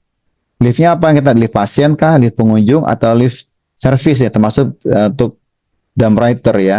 Penempatannya tangganya, ramnya ada nggak nih standarnya ya, berapa derajatnya. Pada pneumatic tube ya untuk pengantar ya kita harus tahu ya. Nah, kesimpulannya adalah kita melakukan identifikasi risiko ya dengan memahami bencana, susun rencana penyiapan rencana, siapkan leader, kemudian implementasi dan latih ya. Nah, ini yang kita lakukan semuanya. Baik Pak Denny, saya cukup. Baik, terima kasih Pak Wahyuda. Dan ini pertanyaan sudah ada yang masuk, tapi sebelum kita jawab ke sesi pertanyaan, ada beberapa informasi yang akan kami sampaikan terlebih dahulu untuk teman-teman semuanya. Dan kalau misalkan teman-teman ada yang ingin bertanya, silahkan bisa tuliskan pertanyaannya di kolom Q&A. Nanti akan kami berikan kesempatan untuk dijawab satu persatu, dan juga untuk yang bertanya langsung, silahkan bisa klik raise hand. Nah, sebelum kita lanjut ke sesi tanya jawab untuk diskusi, ada beberapa informasi yang akan kami sampaikan terlebih dahulu terkait dengan sertifikat untuk webinar hari ini. Dan pastikan juga untuk sertifikat Pastikan juga untuk aplikasi, maksud saya, aplikasi Mika Super App K3 teman-teman, sudah platinum ya, karena untuk sertifikat ini hanya dapat diterbitkan jika teman-teman sudah platinum dan juga sudah mengisi absensi. Cara ceknya gimana? Lihat di pojok kiri atas, ada tulisan platinum atau silver. Kalau tulisannya silver, silahkan bisa di-upgrade terlebih dahulu. Bagaimana cara upgrade-nya? Silahkan bisa simak video tutorial berikut ini. Tutorial upgrade Platinum Member aplikasi Mika Super App K3. Yang pertama, silahkan Anda klik salah satu gambar gembok yang ada pada halaman beranda Anda, kemudian klik upgrade kartu Platinum. Lalu, Anda bisa pilih dengan 3 masa aktif kartu, 3 bulan, 6 bulan, ataupun 1 tahun. Setelah itu, klik upgrade sekarang. Kemudian Anda bisa pilih metode pembayaran melalui virtual account atau juga e-wallet. Setelah itu, klik bayar. Kemudian, silahkan salin rekening virtual Anda dan lakukan transfer berdasarkan nominal yang telah tersedia pada aplikasi. Dan khusus Anda yang menggunakan Mandiri, silahkan Anda pilih pihak ketiga, yaitu Sendit 88908, sesuai dengan 5 angka yang ada di depan rekening virtual Anda. Setelah Anda transfer, silahkan Anda buka kembali aplikasi Mika Super App K3, lalu refresh kembali aplikasi Anda. Setelah itu, Anda bisa klik nama Anda, lalu akan muncul member card Platinum. Oke, nah itu dia cara untuk upgrade menjadi Platinum Member. Coba silahkan teman-teman semuanya bisa dicek dahulu nih sebelum teman-teman mengisi absensi apakah sudah platinum atau belum. Nah, kemudian pastikan juga sudah mensubscribe channel YouTube-nya Kak Cik Deni, karena untuk webinar kolege juga kita akan upload di channel YouTube-nya Kak Cik Deni, dan jangan lupa untuk klik tombol loncengnya supaya tidak ketinggalan video-video terbaru dari Kak Cik Deni. Nah, kemudian ada apa lagi? Dimulai dari perpanjangan juga lisensi, silahkan Pak Deni. Oke, teman-teman semua ya, kalau punya SKP ahli K3 umum, SKP ahli K3 listrik, segera diperpanjang ya. Karena ini SKP ada masa berlakunya 3 tahun, termasuk lisensi. Ya, jadi jangan sampai lisensi tersebut lebih dari yang udah distandarkan. Kenapa? Karena nanti wajib refreshment, ujian lagi, dan biayanya lebih mahal lagi. Ya, nah ini Media Tama bisa bantu ya, teman-teman semua ya. Nah, untuk teman-teman semua yang mau totalitas di K3, teman-teman bisa ikut yang ahli K3 umum. Ini nanti ada di tanggal 13 sampai 28 Mei ya. Ini yang online training ya, selama 13 hari. Atau teman-teman bisa juga pilih yang full tatap muka ya, tanggal 13 sampai dengan 27 Mei. Nah, ini kayaknya sisanya tinggal 5 seat lagi nih. Ya, buruan ya teman-teman semua ya. Nah, kalau pendidikannya SMA, SMK, teman-teman bisa ikut yang ahli K3 BNSP yang ada pelatihannya, ataupun yang langsung uji kompetensi. Yang uji kompetensi ini, ya tanpa ada pelatihan, itu syaratnya harus sudah ahli K3 Kemenaker ya. Nah, kalau sudah ahli K3 Kemenaker, teman-teman lanjutin lagi ya. Itu ada yang namanya auditor SMK 3. Kita ada running nih, tanggal 13 sampai dengan 18 Mei. Ada diskon nih buat teman-teman semua ya, khususnya yang alumni dari Media Tama. Ini juga kalau sudah ahli K3 umum, udah auditor, nah lengkapi lagi spesialis. Ini yang banyak dibutuhkan sekarang, ahli K3 muda lingkungan kerja. Sertifikatnya namanya Hygiene Industry ya. SKP-nya namanya ahli K3 lingkungan kerja ya. Nah, ini dapatnya yang BNSP plus yang Kemenaker, langsung 2 sertifikasi dapat ya. Nah, ini buat teman-teman yang SMK bisa ikut yang teknisi K3 listrik karena ini juga dicari nih oleh perusahaan-perusahaan kalau teman-teman kerjanya sama perusahaan kelistrikan seperti PLN, Kogindo Daya Bersama, PJB, Indonesia Power dan lain sebagainya. Tapi kalau teman-teman pendidikannya minimal D3 teknik, teman-teman bisa ikut yang full tatap muka selama 18 hari ya, namanya ahli K3 listrik. Nah, ini diwajibkan nih untuk perusahaan yang memiliki pembangkitan lebih dari 200 kV ampere. Termasuk kalau teman-teman tender-tender ada yang namanya CSMS, pasti diminta nih ahli K3 listrik ya. Kalau teman-teman kerja di sektor konstruksi, ini ada 2 nih, ahli muda K3 konstruksi untuk tamatan SMA atau SMK. Ya, tapi kalau teman-teman mau lanjut ke ahli madya harus minimal D3 karena ada SKP-nya. Ya, nah ini juga dibutuhkan buat teman-teman yang kerja di kontraktor konstruksi. Ada lagi ini untuk kontraktor konstruksi, teman-teman yang mengawasi dan merencanakan perancah namanya supervisor perancah. Tapi kalau yang memasang dan membongkar perancah namanya teknisi K3 perancah. Yuk, silakan daftar di sini ya teman-teman semua ya. Kalau kita tergabung di dalam tim tanggap darurat kebakaran, teman-teman harus punya nih ya minimal kelas D. Kelas D itu apa? Bisa memadamkan api menggunakan APAR dan fire blanket. Tapi kalau teman-teman sudah D, lanjutin yang ke C nih. Yang ke C ini bisa menggunakan hidran dan SCBA. Ini juga termasuk dalam tim tanggap darurat yaitu petugas P3K. Ini pelatihannya 4 hari ya, 2 hari online, 2 hari praktek langsung ujian di sana.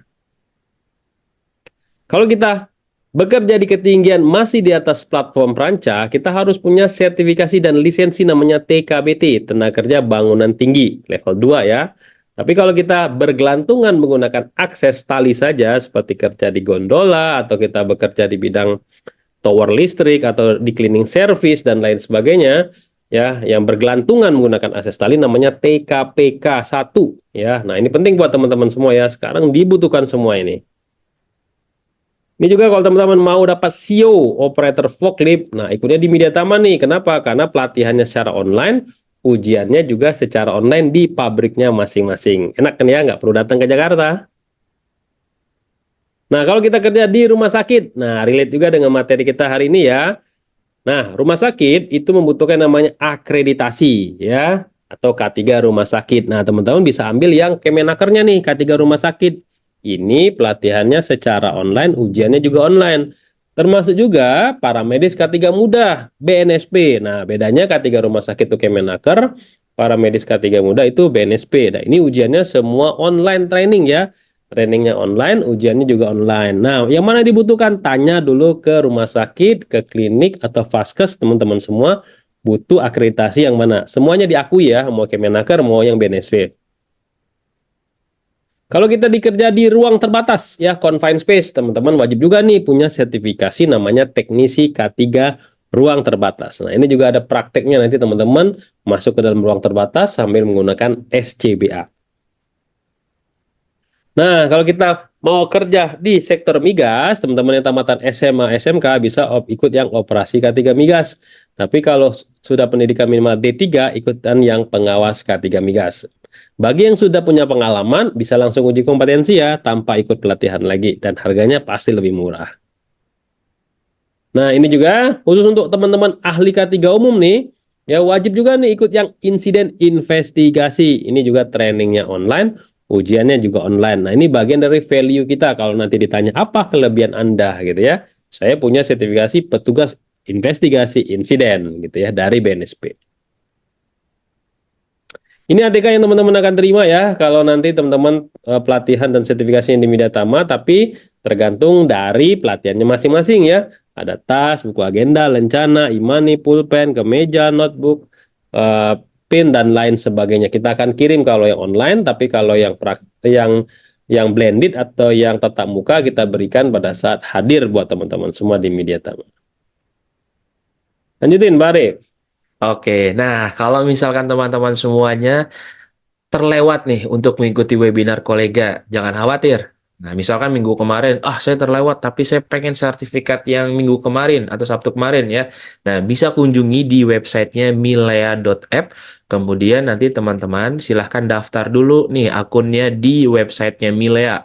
Setelah daftar, baru teman-teman klik menu kursus. Kalau di desktop adanya di atas, tapi kalau di handphone adanya di paling bawah ya. Ada menu kursus. Kemudian urutkan berdasarkan waktu publish yang terbaru. Ya, disortir dulu nih. Nah, nanti langsung muncul nanti yang paling atas adalah yang paling terbaru. Silahkan bisa manfaatkan untuk teman-teman bisa mempelajari kembali webinar sebelumnya, tapi ingin dapat sertifikat. Karena kalau misalkan sudah lewat, teman-teman sebenarnya tidak dapat sertifikat, tidak bisa lagi ya, karena sudah lewat. Tapi kami memberikan fasilitas lagi untuk teman-teman tetap bisa dapat materinya, tetap bisa dapat sertifikat, dan dapat modulnya juga, yang nanti bisa dibaca secara offline, di handphone maupun juga di laptop, seperti itu. Nah, kemudian nanti kalau untuk download modulnya juga tinggal klik download modul ya, yang ada tanda panah ke bawah ini, atau di handphone ada tulisannya download modul, nanti otomatis akan tersimpan. Kemudian, untuk teman-teman semuanya yang sedang mencari pekerjaan, jangan khawatir nih, ada di mediatama.co.id di websitenya, ada menu karir. Nah, di sini ada ratusan lowongan pekerjaan setiap harinya yang diupdate, dan teman-teman bisa langsung klik dan masukkan CV yang teman-teman punya. Tapi kalau belum punya, saya belum punya CV nih Pak. Silahkan bisa buat di aplikasi Mika. Di sini ada menu buat CV online, silahkan bisa dipilih template dan seluruh kolomnya silahkan diisi sampai dengan lengkap. Otomatis nanti teman-teman bisa langsung download CV-nya. Bisa buat lebih dari satu ya, teman-teman. Nanti bisa di-download mana template yang teman-teman ingin download ya, seperti itu. Dan juga teman-teman bisa mendapatkan uang saku sebesar 3 juta rupiah per bulan. Caranya gimana? Caranya mudah sekali.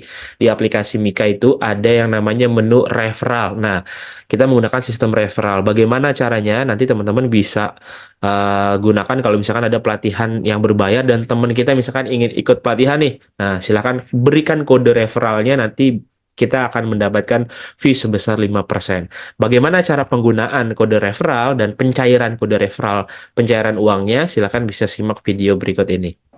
Tutorial penggunaan kode referral.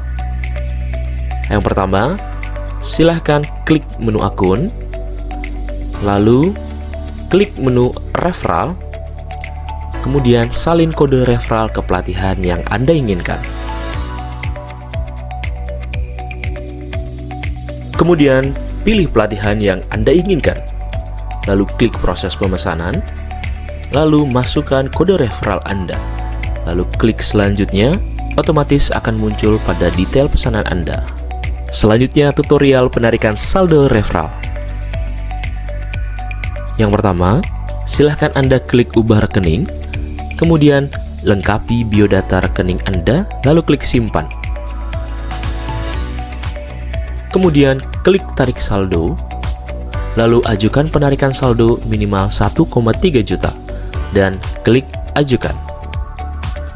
Nah, seperti itu cara untuk menggunakan kode referral dan juga untuk pencairan kode referralnya. Silakan bisa dimanfaatkan kesempatan ini teman-teman untuk bisa menambah uang saku atau uang jajan ya teman-teman. Kalau misalkan ada yang ingin informasi lebih lanjut terkait dengan pelatihan sertifikasi Kemnaker RI, BNSP ataupun in-house training, bisa hubungi nomor yang tertera di depan layar atau WhatsApp tim kami nih, ada Beni, Risma Soka dan juga Amanda. Screenshot aja nih nomornya ya teman-teman. Khawatir nanti teman-teman, saya lagi pas butuh. Nah, teman-teman bisa langsung hubungi nomor WhatsApp yang tertera di sini. Dan pastikan juga sudah memfollow akun sosial media kami di Instagram @mediatama, di Facebook Tama Media Tama Sertifikasi, subscribe channel YouTube-nya Kak Cik Deni, dan follow akun TikTok-nya Kak Cik Deni. Dan juga untuk teman-teman yang ingin kerjasama sebagai sponsor terkait dengan produk K3 seperti APAR, P3K, dan APD, bisa hubungi nomor yang tertera di depan layar, atau bisa juga kalau misalkan teman-teman instruktur atau pembicara yang sering mengisi webinar ya, bisa juga untuk bergabung sharing ilmu di webinar Kolega Mediatama yang diselenggarakan setiap Sabtu. Silahkan bisa hubungi saya, ini nomor WhatsApp saya, dan teman-teman bisa ajukan diri untuk bisa menjadi pembicara di webinar Kolega. Nanti akan kita diskusikan terkait dengan jadwal dan juga materinya. Oke, nah ini sudah semakin banyak pertanyaannya teman-teman semuanya. Silakan bisa ditulis pertanyaannya di kolom Q&A kalau misalkan ada pertanyaan, dan nanti akan kita balas atau kita jawab satu persatu. Oke, dimulai dari yang pertama ini sudah makin banyak. Silakan Pak Denny. Oke, lanjut pertanyaan dari Pak Rahmat Setiawan. Kita ketahui bahwa K3 ini konsennya akan pencegahan ya. Jadi kadang Civitas Hospitalia ini di rumah sakit kurang peduli dengan K3 di rumah sakit. Apa yang harus dilakukan jika Civitas Hospitalia ini di rumah sakit tidak terlalu peduli dengan K3 di rumah sakit? Nah, ini bisa ditujukan untuk yang personilnya, karyawannya di rumah sakit, atau juga manajemennya. Nah, ini cara penyampaian yang efektif gimana Pak, supaya orang peduli terhadap K3 di rumah sakit? Silakan Pak Wahida.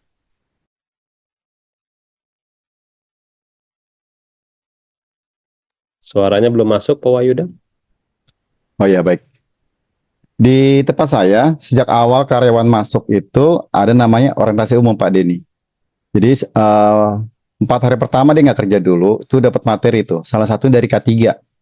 K3 itu diberikan waktu kurang lebih sekitar 3,5 jam ya untuk berikan materi tentang penanggulangan kebakaran, manajemen risiko, tentang bahaya B3 dan tumpahan B3, kemudian tentang alat medis, tentang sanitasi dan lingkungan, seperti itu. Nah, di situ dijelaskan fungsi dan peran K3. Jadi dari awal mereka sudah ikut. Dan ini juga standar dari rumah sakit sebenarnya. Jadi nggak ada karyawan yang nggak ikut sebenarnya. Dan per 6 bulan sekali kalau di tempat kami dia akan refreshing, misalnya tentang pelatihan, ya, manajemen risiko kan dibuat lagi SPO-nya, PCRA diulang lagi. Kemudian untuk kebakarannya itu kan teori waktu orientasi umum. Kita adakan di tempat kami sekitar 4 sampai 5, 6 kali gitu untuk penggunaan APAR fire blanket. Ya, bisa 4 kali dalam setahun. Untuk hidran juga bisa 4 kali dalam setahun. Jadi itu udah rutin tuh jadwal seperti itu Pak Dedi. Jadi silakan teman-teman K3 rumah sakit ya ajarkan ya. Ya, mungkin terpaksa mungkin terlalu banyak karena memang karyawan kami banyak sekitar 600 sampai 700. Itu pun hampir tiap bulan supaya saya memberikan orientasi. Nah, mungkin kalau karyawan sedikit hanya 200-300 ya bisa dimulai. Jadi jangan nunggu banyak karyawan baru diikutkan orientasi. Itu diminta di dalam standar akreditasi. Jadi jangan sampai tidak ikut karena itu kan diminta begitu disurvei ditanya orientasi belum? Kan ada sertifikatnya. Jadi itu yang dilakukan dan memang harus dilakukan Pak untuk memenuhi standar di akreditasi. Itu Pak Denny jawabannya. Oke, itu kan targetnya adalah untuk karyawan baru ya. Kalau karyawan udah lama kerja kan agak bebal itu Pak ya. Kalau karyawan baru oke lah ya kalau ngajarinya orientasinya. Tapi kalau untuk karyawan yang lama-lama yang levelnya udah kerjanya udah puluhan tahun kayak gitu kan ya, apalagi levelnya udah manajer. Nah, itu cara komunikasi yang baiknya itu kayak gimana Pak? Sedangkan kita baru bekerja di bidang K3 rumah sakit nih. Ya kalau kami udah ada aturan ya. Walaupun dia level manajer masuk dianggap sebagai karyawan baru. Yang lama pun ada refreshing, termasuk juga tenan. Ada misalnya tenan minimarket, tenan misalnya punya ada kafe yang ada di lingkungan rumah sakit, itu wajib ikut. Jadi nggak bisa. Jadi karena itu sudah jadi prosedur rumah sakit. Kalau nggak nanti KPI penilaiannya akan kurang. Itu tugasnya diklat. Nah dalam di scoring, kalau dia nggak hadir, ya bisa dikembalikan dalam 3 bulan kan harus ikut semuanya. Jadi kalau tempat kami nggak bisa lolos Pak Denny gitu, karena wajib gitu, karena udah terstruktur, semua wajib ikut gitu. Kalau buat nggak ikut, oke bulan ini nggak ikut, bulan depan ikut, nggak bisa juga 3 bulan ya udah, itu penilaiannya akan kurang dalam KPI-nya dia. Itu Pak Denny salah satunya. Jadi ya kuncinya adalah pas awal masuk ada orientasi, setelah bekerja ada KPI K3 yang dimasukkan ke setiap masing-masing personel. Sehingga tiap orang ada tanggung jawab K3 gitu ya Pak Rahmat ya. Lanjut lagi, Angela Marisiti Teovita. Selamat siang, bagaimana terkait dengan SPO evakuasi bencana di ruang khusus di rumah sakit seperti ICU, kamar operasi, NICU, di mana pasien banyak yang masih menggunakan peralatan bantuan hidup seperti ventilator dan lain-lain, atau sedang dalam tindakan operasi pada saat terjadi bencana. Ya, ini mohon bantu untuk perumusan SPO. Silakan Pak Wahyuda. Baik, jadi di dalam Permenkes 40 tahun 2022 itu dijelaskan untuk ruangan-ruangan yang khusus seperti ruang ICU, ruang OK, ya itu desain ruangannya berbeda Pak dengan ruangan rawat inap biasa. Dia harus bisa bertahan dengan misalnya bahaya kebakaran tuh bertahan 2 jam, dindingnya khusus. Pintunya pun khusus tahan api 2 jam.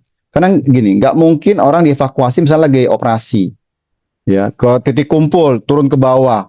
Nggak mungkin kan pasti lepas listrik segala sama pasti bisa meninggal tuh pasien. Dia harus bisa bertahan di ruangan itu. Hitungan 2 jam dari mana? Kita harus makanya masuk di dalam ini HDP. Ini materi yang bulan lalu tentang HDP sebenarnya. Jadi dia harus menganalisa. Itu di standar ada Bu siapa tadi? Nah, lihat di Permenkesnya itu. Jadi ruangan itu memang diminta. Nah, kembali lihat Ibu, ruangan Ibu itu yang ICU-nya tahan api enggak? Tahan asap enggak? Oh, kalau bangunannya udah lama Pak, itu ada alat tuh yang seperti modelnya kayak rolling door, tinggal ditarik Pak Denny, dia itu tahan api, tahan asap. Jadi begitu kebakaran ditutup gitu. Dan itu ruangannya khusus. Jadi termasuk ke pintunya juga khusus. Nah itu harus didesain dan harus diajukan. Ya, jadi memang di Kementerian sudah menghitung hal seperti itu. Agak sulit ya kalau kebakaran kita melakukan evakuasi. Itu kalau kebakaran. Gimana kalau gempa? Nah gempa kembali struktur bangunannya kita harus tahu sebagai K3. Cuma bangunan kita ini bisa bertahan gempa sampai berapa skala Richter. Nah ini kembali ke desain bangunan, kita harus belajar lagi. Kalau memang kita hanya bertahan skala berapa, nah, gimana dengan evakuasi? Ini harus dilaporkan ke pihak manajemen. Gimana jalurnya? Itu yang kita laporkan. Jadi Permenkes ini tolong teman-teman pelajari lagi. Itu pernah dibahas nih 2 bulan lagi, kalau salah ya. 2 bulan, 3 bulan lalu diulang-ulang nih. Permenkes ini memang memberi dampak besar. Karena bangunan rumah sakit banyak di Indonesia yang tadi kan ada tanya 43 bangunan rumah sakit itu nggak memenuhi standar. Sehingga begitu gempa dia rubuh, runtuh, ada abrol seperti itu. Sehingga nggak safe. Makanya muncul Permenkes ini tentang pedoman rumah sakit aman bencana. Ya, jadi maka ada evaluasi tentang Hospital Safety Index yang dulu dicabut di 2022 ini akan dimunculkan lagi karena banyak ternyata bangunan rumah sakit yang nggak aman terhadap bencana. Itu Pak Denny.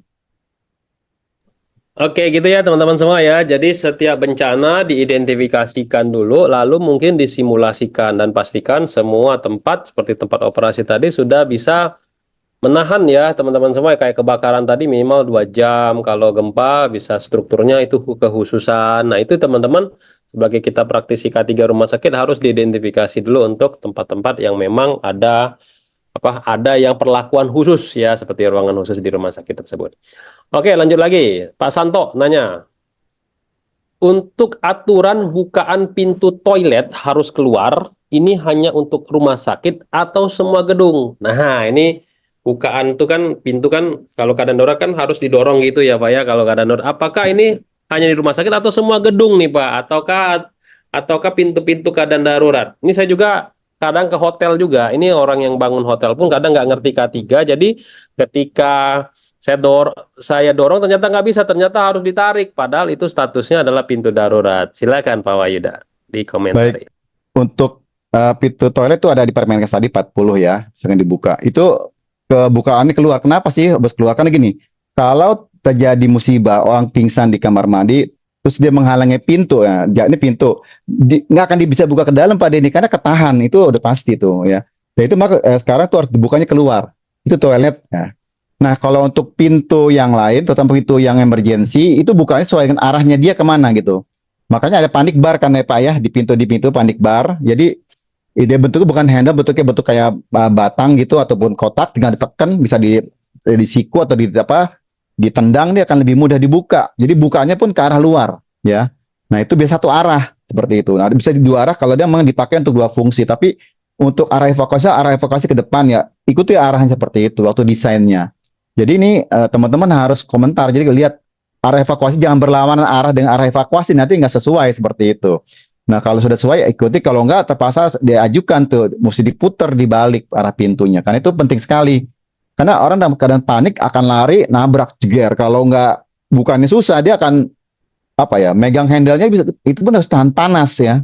Nah kalau pintu khusus itu dia tahan panas tuh, jadi nggak akan seperti handle biasa ya. Itu Pak Denny. Jadi pertama toilet udah ada aturannya untuk bangunan jalur evakuasi itu bukan mengikuti arah evakuasi ke arah mana, ke bagian luar seperti itu. Contohnya di tangga emergency, pasti keluar kan, bukan ke dalam dia sekali buka udah nggak bisa ditutup. nggak boleh masuk ke dalam lagi kan. Kalau di pintu emergency dia langsung turun ke bawah di tangga emergency.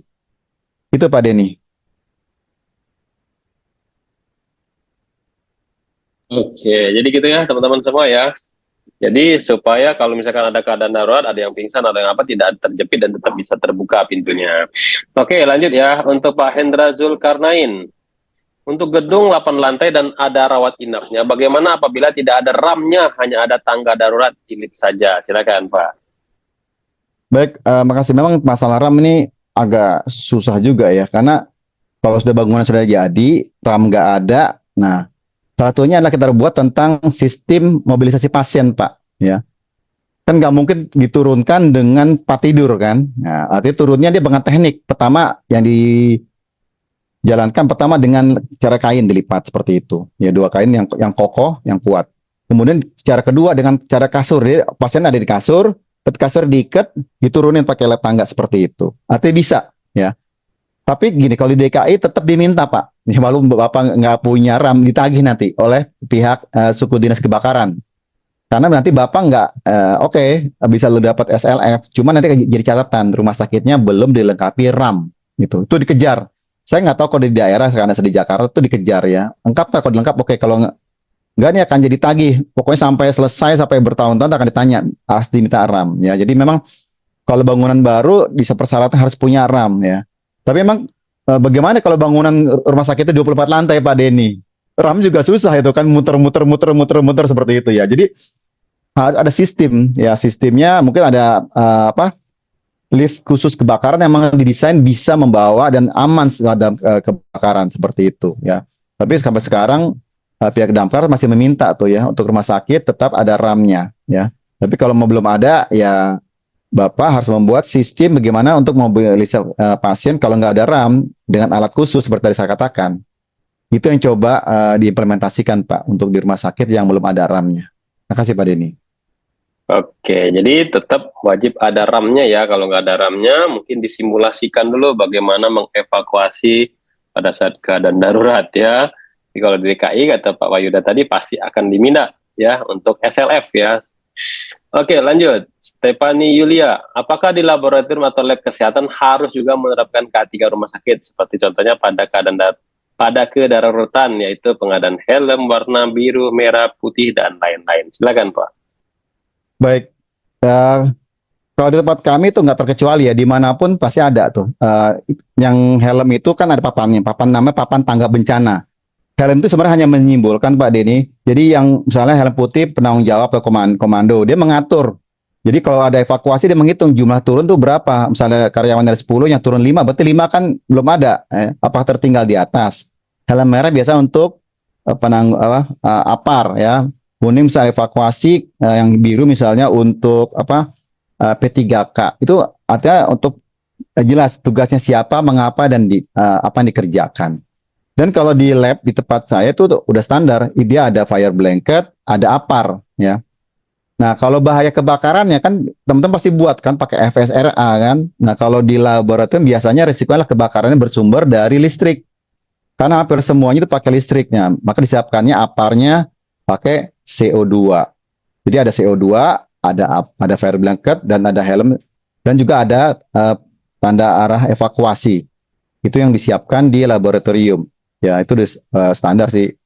Sebaiknya tempat ibu pun sama seperti sehingga dia pun merasa terlindungi ya, walaupun mungkin jarang dipakai tapi ada di ruangan tersebut ya. Itu Pak Denny. Oke, jadi standar K3 rumah sakit juga wajib diterapkan di laboratorium atau lab kesehatan. Itu ya teman-teman semua ya. Lanjut, Tantri Elfrida Siregar. Pak, saya mau nanyakan dalam meningkatkan keamanan rumah sakit dari bencana, apakah untuk simulasi perlu melibatkan instansi pemerintah seperti BNPB atau ada ya simulasi-simulasi bencana tertentu yang memang harus di internal atau harus pihak eksternal nih yang harus dilibatkan? Silakan Pak Yuda. Baik, untuk simulasi saya saran pertama kita internal dulu. Artinya kita rapihkan dulu ya, siapkan dulu. Misalnya gini, kita mau mengadakan misalnya simulasi ada misalnya keracunan massal ya, karena mungkin dekat dengan pabrik seperti itu. Nah, sebelum kita ngundang dari pihak luar, kita siapkan dulu. Kita siap nggak dari unit-unitnya, dari farmasi, dari labnya, dari radiologinya, dari IGD-nya setelah siap 1 kali 2 kali jalan, itu baru kita mengundang pada pihak luar, misalnya seperti itu, ada dari relawan atau dari pihak misalnya damkar seperti itu. Jadi 2 hal itu kita berjalankan nih teman-teman semuanya ya. Dan ini sebenarnya ada ini sih, ada nanti mungkin ada apa ya, awareness-nya mungkin bulan depan tentang gimana sih persiapannya. Jadi mirip-mirip kayak seperti ini Pak Didi, kayak pelatihan apa pengamanan kemarin apa G20. Jadi sejak floor game segala macam itu ada itunya, ada trainingnya ya. Nanti mungkin pertemuan berikutnya gimana sih persiapkannya seperti itu. Jadi ya, teman-teman siap sehingga untuk HDP-nya bisa lebih detail ya, mungkin bulan depan, sehingga teman-teman bisa mengundang. Jadi yang saya terapkan tepasannya itu pertama internal dulu sih, karena kalau langsung eksternal kita yang nggak siap kurang-kurang ideal juga ya. Termasuk juga bencana harus dipilah dulu mau internal atau eksternal ya. Kalau misalnya eksternal tadi misalnya kebakaran ataupun ada keracunan massal ya, ataupun internal misalnya kejepit lift atau liftnya ada apa bermasalah gitu. Nah, itu kan harus siap juga kan. Artinya perlu mengundang mungkin vendor dari pemasok lift tersebut. Ya, siap nggak? Ya, seperti itu. Itu Pak Denny jawabannya. Oke, jadi ketika teman-teman mau melibatkan pihak eksternal, lebih baik di internalnya dulu dirapikan ya. Simulasi dulu secara internal, kalau udah rapi baru melibatkan pihak eksternal. Karena banyak sesuatu non teknis yang teman-teman nanti akan kaget kalau ada melibatkan pihak eksternal ya. Nanti ada roti juga nanti ya, tahu ya roti ya teman-teman semua yang diminta ya. Oke ya, itu ya dari Pak Butantri ya. Lanjut lagi, nah teman-teman ya kita buka sesi tanya jawab ya. Silakan kalau ada pertanyaan raise hand dulu, klik tombol raise hand yang ada di layar HP atau layar laptop atau PC teman-teman semua. 1 kali aja ya, nanti kita akan bukakan kesempatan untuk bertanya. Silakan Hidayati Yusuf. Ya, silakan di unmute terlebih dahulu. Saya berikan kesempatan. Yuk, di unmute dulu. Silakan Hidayati Yusuf. Halo? Hidayati Yusuf, silakan. Oke, teman-teman yang mau tanya silakan. Ya, tentang K3 rumah sakit juga nggak apa-apa ya. Atau kaitannya dengan bencana. Oke, kalau dari Hidayati Yusuf belum bisa, saya lanjutin lagi 1 pertanyaan lagi. Bagaimana cara, mirip-mirip nih ya pertanyaan yang tadi nih ya. Bagaimana cara meningkatkan K3 rumah sakit karena masih banyak karyawan yang kurang memahami. Nah, itu udah dijawab tadi ya teman-teman semua ya. Seperti orientasi untuk karyawan baru atau ada dimasukkan ke dalam KPI dan dibuatkan program TNA pelatihan walaupun dia karyawan lama, karyawan baru dan masuk ke dalam program-program ada penilaiannya. Nah, bagaimana kalau standar ruang panel listrik? Nah, supaya orang aware ya, peduli terhadap standar ruang panel listrik di rumah sakit. Nah, itu gimana cara meningkatkannya? Silakan Pak Wahyuda. Baik. Ruang panel listrik, ruang genset itu ruangan-ruangan yang rawan ya, rawan terhadap kebakaran ya. Nah, teman-teman juga mesti ada persiapan di sana kan. Risikonya kan pasti dibuat kan. Nah, ini itu ada aplikasi namanya Fire Safety Assessment. Itu bagian yang harus kita buat ya sebagai K3 rumah sakit ya. Kalau PCR buat konstruksi, kalau Fire Risk Assessment adalah analisa ruangan yang risiko kebakaran. Ya, jadi apa misalnya dari sana? Oh, ternyata misalnya tadi di ruangan panel risiko kebakaran adalah misalnya ruang kubikelnya, ya kan? Nah, itu disiapkan aparnya apa? Karena itu listrik, artinya aparnya ada kelas B, ya kan? Berarti aparnya yang bentuknya CO2, ya. Kemudian apalagi ya, perlu ada alat penerangan di sana, perlu ada lampu emergency. Kemudian perlu ada lagi tanda panah evakuasi, ya. Nah, itu harus dibuat teman-teman. Jadi kalau teman-teman sudah buat FSR, sebenarnya nggak ada masalah sih, ya. Oh ya udah dapat kok ya, rinciannya ya. Saya yakin teman-teman udah paripurna rumah sakit pasti udah buat itu semua. Kalau apa masih itu bisa diperbaiki lagi kelengkapannya. Termasuk misalnya ruangan genset juga kan. Kalau ruang genset artinya kan untuk genset sendiri ada aparnya pakai CO2. Kalau ada solar di dalamnya artinya aparnya adalah yang untuk foam ya, karena dibutuhkan bahan bakar solar. Jadi dia disiapkan ya aparnya, disesuaikan juga dengan sumber apinya ya, seperti itu ya. Itu udah ada teman-teman di dalam kajiannya di Fire Safety Risk Assessment. Itu Pak Denny.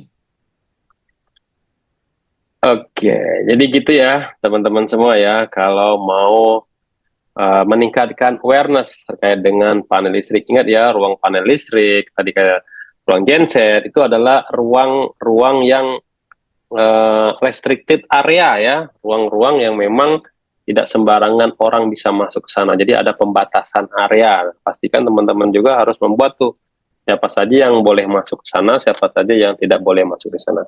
Tapi pastikan itu masuk ke dalam safety induction ya teman-teman semua ya, baik itu para tamu, para pasien dan lain-lain, bisa jadi menggunakan videotron atau apalah ya di internal perusahaan Bapak Ibu semua. Oke, tidak ada lagi pertanyaan yang masuk ke sini ya. Saya kembalikan lagi ke Pak Arif. Silakan Pak Arif. Baik, terima kasih Pak Wahyuda dan juga Pak Denny. Dan terima kasih juga teman-teman semuanya sudah hadir di webinar Kolegium Media Tama setiap hari Sabtu.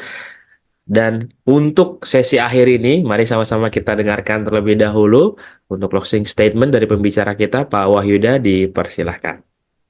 Terima kasih. Closing statement saya, Rumah Sakit Aman Bencana adalah rumah sakit idaman kita semua, ya, rumah sakit aman, pasien aman, karyawan aman, dan lingkungan aman. Terima kasih. Baik, terima kasih Pak Wahyuda, terima kasih Pak Denny dan juga teman-teman semuanya. Dan jangan lupa untuk ikut lagi webinar kolega setiap Sabtu, tapi untuk pekan depan ya, khusus untuk pekan depan webinar kolega Media Tama libur dulu ya untuk tanggal 11 Mei. Karena untuk Sabtu depan kita sedang ada upgrade skill juga nih terkait dengan kompetensi di bidang lainnya ya teman-teman semuanya. Pastikan juga nanti Sabtu depannya lagi berarti tanggal 18 kita hadir lagi di jam 1 siang masih sama, dan juga pastikan juga sudah join ke dalam grup Telegram Kolega Media Tama. Supaya apa? Supaya teman-teman bisa mendapatkan info cepat link registrasi webinar setiap hari Sabtu. Saya berikan link untuk join ke dalam grup Telegram Kolega Media Tama. Alhamdulillah, terima kasih teman-teman semuanya. Akhirnya selesai juga ya teman-teman. Walaupun masih tetap standby nih lah, seleksi alam tiba-tiba langsung di bawah 100 nih teman-teman. Tapi jangan dulu kemana-mana. Nah, karena untuk sesi terakhir ya, seperti janji kami di awal, nah, kita akan berikan satu door prize ya untuk teman-teman semuanya yang beruntung hari ini. Dan ini sudah diseleksi berdasarkan yang hadir pada kesempatan siang hari ini. Kita putarkan untuk door prize-nya adalah terkait dengan sertifikasi auditor SMK 3. Kita akan berikan gratis. Syaratnya adalah wajib sudah pernah mengikuti ahli K3 umum terlebih dahulu ya. Nanti kalau misalkan namanya muncul, silahkan bisa klik raise hand. Kita putarkan siapakah yang akan mendapatkan sertifikasi auditor SMK 3 persembahan dari Media Tama Academy. Selamat kepada atas nama Ade Kurniawan. Apakah ada? Ada. Oke. Selamat kepada atas nama Ade Kurniawan. Pak Ade Kurniawan mendapatkan satu door prize sertifikasi auditor SMK 3. Nanti akan saya konfirmasi terlebih dahulu setelah webinar ini apakah Pak Ade sudah pernah mengikuti ahli K3 umum atau belum. Baik, terima kasih Pak Wahyuda, Pak Denny, dan juga teman-teman semuanya sudah hadir di webinar hari ini. Jangan lupa untuk join ke dalam grup Telegram dan pastikan sudah mengisi absensi. Dan juga untuk Sabtu depan kita libur dulu, ada lagi di tanggal 18 Mei ya. Akhir kata saya mengucapkan terima kasih. Wabillahi taufiq wal hidayah. Saya Arif Purwadana. Saya Denny. Saya Wahyuda. Mengucapkan terima kasih. Assalamualaikum warahmatullahi wabarakatuh. Sampai jumpa di Sabtu selanjutnya teman-teman. Terima kasih Pak Denny. Terima kasih Pak Ida. Terima kasih Pak Denny, Pak Arif.